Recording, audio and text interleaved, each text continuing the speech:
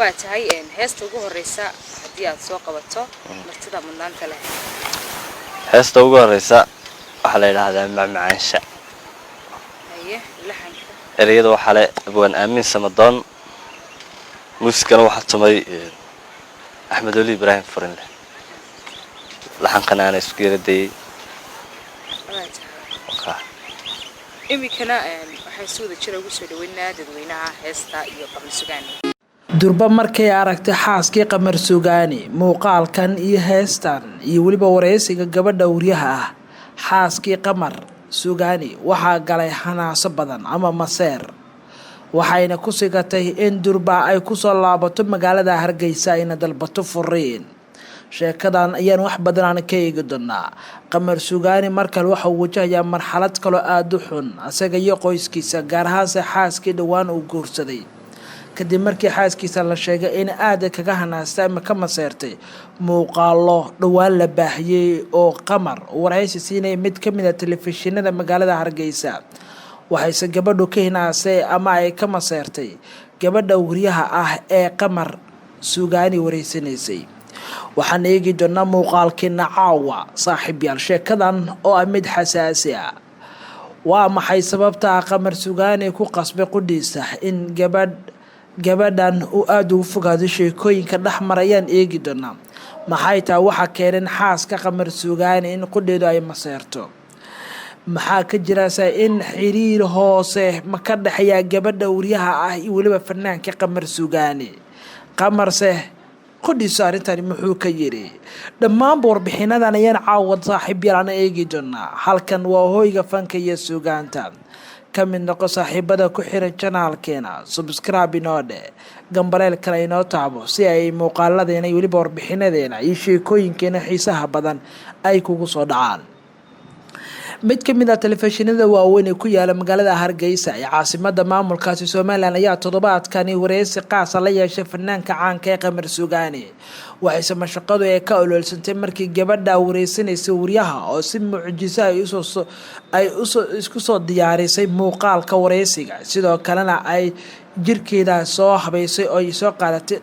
dhar ku dhagan taasoo keentay muuqaalka inuu noqdo mid xiiso leh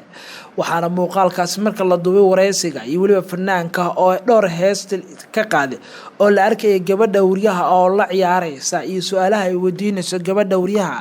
ayaa waxa ay sababtay in xaaska Qamar Suugaani oo ku maqan dalka Mareykanka in muuqaalkan ay ka daawato baraha bulshada ee Facebook deetana ay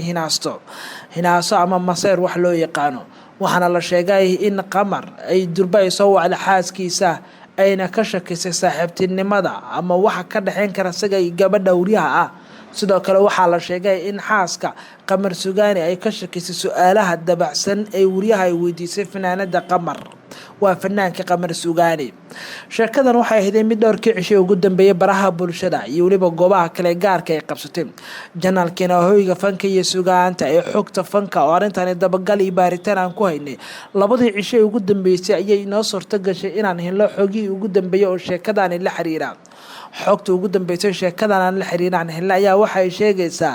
in Qamar Suugaani oo isku dayay in xaaskiisa uu qanciyo kana dhaadhiciyo inay ahayd wax jiliina oo wareysi uu siinay telefishinkaasi sidoo kalena wax xiriir ah iyo aqoon badan uusan kala dhaxayn gabadha asaga wareysanaysa wariyaha ahayd si aan bal baaritaankan sameynay xogtan ay wax badan kaga ogaanay waxaan xiriir kala duwan iyo ila kala duwan ku sagan magaalada Hargeysa aan telefoonkan kula xiriirnay telefishinka wareysiga uu siinayo waa TV la yiraahdo Ariel TV ka dhisan deegaanada Somaliland waxaana la sheegay in gabadha wariyaha lagu magacaabo Nimca oo wareysiga la yeelatay fanaanka Qamar Suugaani waxay mashaqadu ay ka ololsatay dhowr su'aalood ay gabadha weydiisay oo nolosha wariyaha qusaya inkastoo su'aalaha falcelinta jawaabaha uu bixiyay Qamar Suugaani ay ahayd kuwa qaarkood haddii xaaskiisa ay daawato aysan ku qanci karin su'aalaha qaar ee jawaabaha uu bixinaya waxa ka mid ah noloshiisa xaasaskiisa iyo waliba iyo sida ay dumarku ku dooqaha ama sida hablaha uu ku xusho noloshiisa jaceelkiisii hore kan hadda iyo kuwa kale su'aalahaasi qusaya taasoo la aaminsan yahay in xaaskiisu ay noqotay waxyaabaha ay ka hinaasto ama ay aad kaga xanaaqdo kadibna waxaa jirtay hees muuqaal cusub ah oo hees cusub oo markaasi dabka laga soo qaaday oo isla wareysiga muuqaalka TV-gaas uu ku dhex qaaday waxaana heesaasi la arkaya isagoo jiliin badan la sameynaya gabadha wariyaha ah oo muuqaalka heesa kasoo muuqatay taasoo la aaminsan yahay qudheedu in xiisadu ay sii abuurtay kadib markii xaaskii Qamar Suugaani oo gabadha wariyaha ah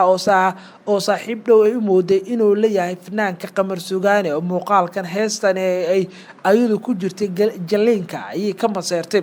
inta kadibna waxaa la sheegay in heesta xitaa qudheeda editka lagu sameeyay oo aad loo qurxiyay oo laga dhigay waxa ay gabadha wariyaha ah ay waliba fanaanka in ay xiriiro ay ka dhaxayaan taasoo la sheegay in xaaska Qamar Suugaani ay aad kaga carootay fanaankan Qamar Suugaani ayaa la ogyahay in bartamihii sanadkii aan kasoo gudubnay 2019 inay kala tageen fanaanada kale ee magaalada Hargeysa ka dhisan waa fanaanada magaalada Hargeysa degan oo Ugbad Aragsan la yiraahdo oo markii hore ay xiriir jacayl ka dhaxaydeen isguursadeen khilaaf soo kala dhaxgalay ay kala tageen wax yar kadib markii bishii March ee sanadkanba fanaanka Qamar Suugaani ayaa ku guursaday magaalada Hargeysa isagoo dhigtay aroos cajiib ah wax dhaama la waa jaceylkaagii iyo eriye kale ayaana laga xasuustaa hees uu markaa uu soo qaaday uu ku ammaanaya xaaskiisa cusub waxaa la sheegay gabadha aroosay Qamar Suugaani inay ahayd gabar degan dalkaasi Mareykanka oo lagu magacaabo Saabiriin waxaa la sheegay inay degantaa dalkaasi Mareykanka ase yeeshee xiriirkooda oo ahaa mid waqti badan soo jiray ka hor xitaa intuu qabay gabadha Ugbad Aragsan laakiin markay kala tageen Ugbad Aragsan ayaa la sheegay in gabadha Mareykanka joogtay xiriirkooda oo aad u sii weynaaday markaa kadibna waxaa la sheegay in gabadhan ay timid magaalada Hargeysa si noloshooda ay u ambaqaadaan halkaas inay isku fahmeen arooskiina ayaa dhacay bartamihii bishii Abriil ee kasoo gudubnana waa bartamihii bishii aan kasoo gudubnay Mars waxaa la sheegay inay dib ugu laabatay Mareykanka kadibna waxaa la sheegay in ay qorsheynaysay sidii Mareykanka ay u keeni lahayd fanaanka Qamar Suugaani oo ay magaalada Hargeysa ay kaga soo wadi lahayd waxaana soconayay qorshaha Qamar Suugaani uu ku tagi lahaa wadanka Mareykanka oo xaaskiisa ka shaqeynaysay ila ku dhow qoyska Qamar waxay noo sheegeen in xaaskiisa ay lahayd uur 2 bilood ah in la doonayay in markay uurkaasi dhasho kadib ay u dacwooto ninkeeda Qamar